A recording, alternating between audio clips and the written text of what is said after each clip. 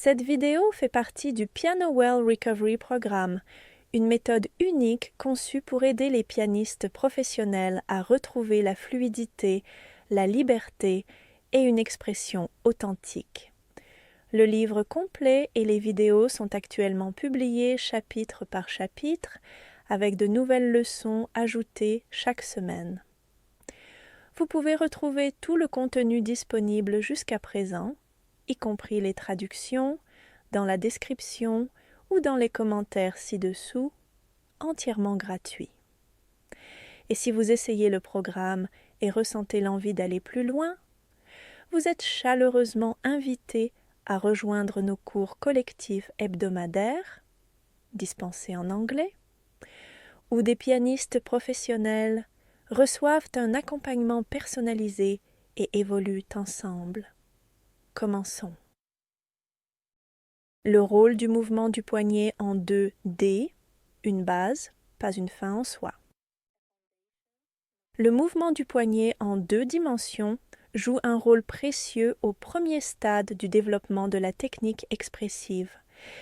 Il permet d'établir un lien entre la direction sonore imaginée, en particulier le mouvement latéral de gauche à droite, et la réponse physique du poignet.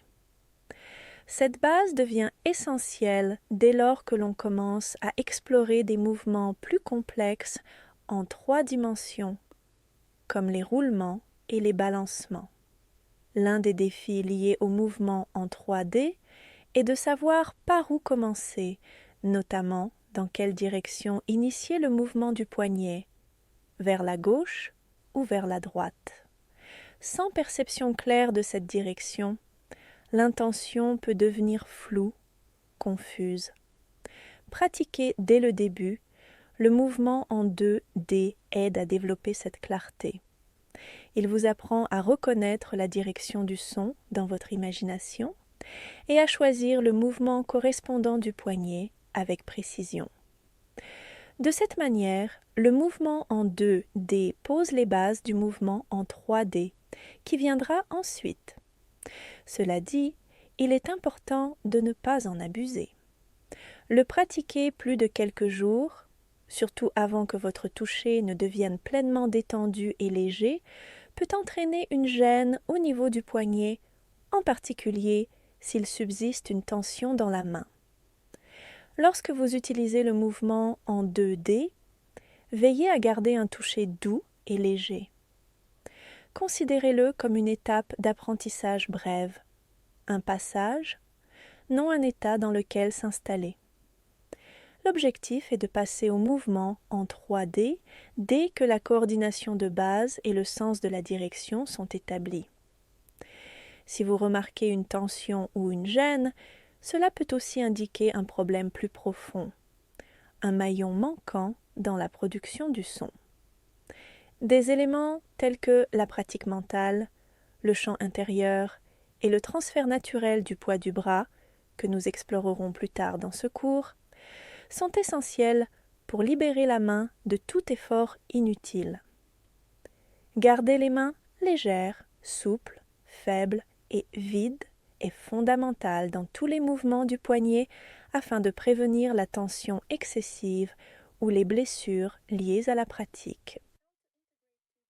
Comment intégrer le mouvement du poignet en 2D dans votre jeu? Le mouvement du poignet doit suivre la direction de la musique. Déplacez le poignet vers la droite si la note suivante est plus aiguë que la précédente. Déplacez-le vers la gauche si la note suivante est plus grave. Si vous commencez par une seule note, la direction initiale vous appartient. Personnellement, je trouve le mouvement vers l'extérieur, main droite vers la droite, main gauche vers la gauche, plus naturel et plus spacieux que le mouvement vers l'intérieur. Lorsque vous répétez la même note, gardez la même direction. Dans les textures polyphoniques, comme les intervalles ou les accords joués avec une seule main, choisissez la direction du poignet en fonction de la ligne mélodique. Pratiquez le mouvement en 2D avec conscience. Gardez la main légère et souple, comme un geste doux, sans poids. Décidez clairement de ne pas bouger le coude à ce stade. C'est essentiel. L'objectif ici est de permettre au poignet de développer de nouvelles sensations de mouvement. Si le coude prend le relais, le poignet reste statique et non entraîné. Dans ce cas, c'est le coude qui fait le travail que le poignet devrait apprendre à faire. Pour des notes allant dans la même direction, utilisez un mouvement continu. Évitez de revenir en arrière après chaque note. Pour des notes allant dans des directions opposées, guidez d'abord le doigt vers la note, puis laissez le poignet suivre dans le mouvement en 2 dimensions. Le rôle du mouvement du poignet en 3 dimensions dans un jeu détendu et expressif. Le mouvement du poignet en 3 dimensions apporte profondeur et expressivité à votre jeu. Il permet à la main de refléter pleinement la sensation du son, du poids et de la direction musicale, particulièrement dans l'intonation et le phrasé. Là où le mouvement en 2D établit un plan de déplacement, le mouvement en 3D lui donne une forme et un souffle. Équilibrez les mouvements actifs et passifs dans le poignet en 3 dimensions. L'équilibre entre les mouvements actifs et passifs de la main est essentiel pour maintenir une tension saine et vivante pendant le jeu. Lorsque le mouvement devient entièrement actif ou entièrement passif, le flux naturel de l'énergie se perd, ce qui mène à la stagnation et, avec le temps, à des tensions dans le corps. C'est ici que le mouvement du poignet en 3D prend tout son sens. Il vous aide à naviguer entre effort et relâchement.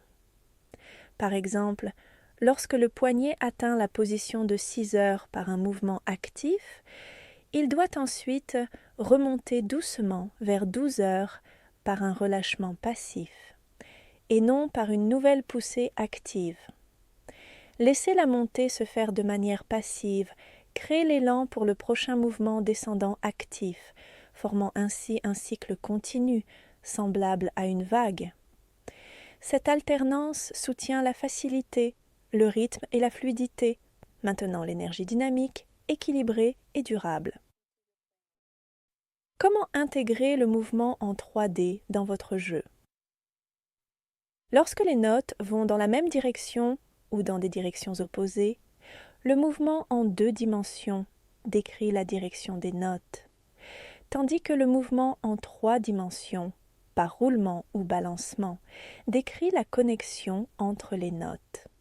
Faites un roulement entre les notes allant dans la même direction du poignet ainsi qu'entre les notes répétées.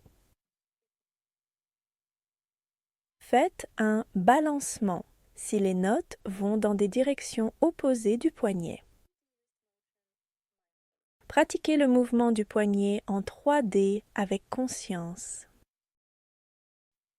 Au début, vos mouvements de poignet ne seront probablement pas assez amples, atteignant seulement la position de 4 heures au lieu des 6 heures complètes. Pour les roulements et les balancements, imaginez un cadran d'horloge placé contre le clavier, avec la ligne allant de 9 à 3 heures, alignée avec la surface des touches. Cela vous donnera une perception claire de l'amplitude et de la profondeur que votre mouvement en 3 dimensions doit suivre. Pour garder la main détendue, imaginez que cette horloge est douce, fondue.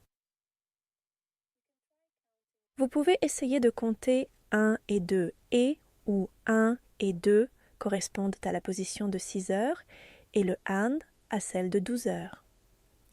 Ce rythme régulier aide à créer un élan, favorisant un mouvement de poignet plus fluide et efficace.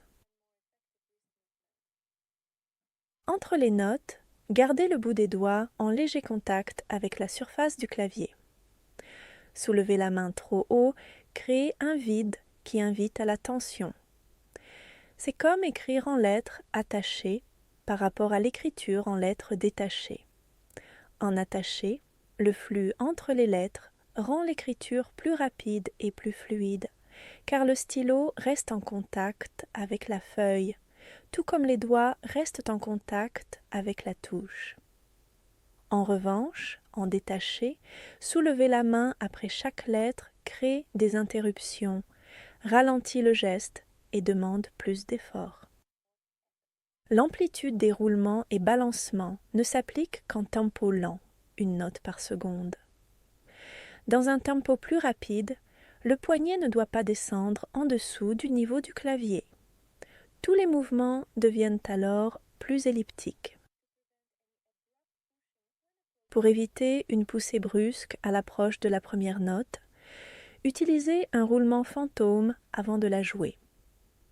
Cette tendance à se fixer sur la première note vient souvent d'anciens réflexes, où l'on s'appuie uniquement sur le doigt au lieu d'impliquer toute la main. Intégrer ce roulement supplémentaire avant de commencer aide à casser cette habitude. Cela vous permet d'aborder la première note déjà dans la position du poignet à 6 heures, après avoir terminé le roulement fantôme. Avec le temps, ces mouvements feront partie de votre mémoire musculaire et de votre ressenti intérieur. Même lorsque l'amplitude sera réduite, vous percevrez toujours une douce sensation de respiration dans le poignet. Ce mouvement interne constant aide à prévenir la raideur qui s'installe souvent lors des longues séances de travail. Application des techniques de poignet en 2D et 3D aux doubles notes et ornements. Dans les intervalles et les accords, maintenez la mélodie et relâchez doucement les notes d'accompagnement afin de permettre au poignet de bouger librement. Considérez tous les ornements et notes d'agrément comme une mélodie, en les jouant lentement avec un bon mouvement du poignet en 2D ou 3D.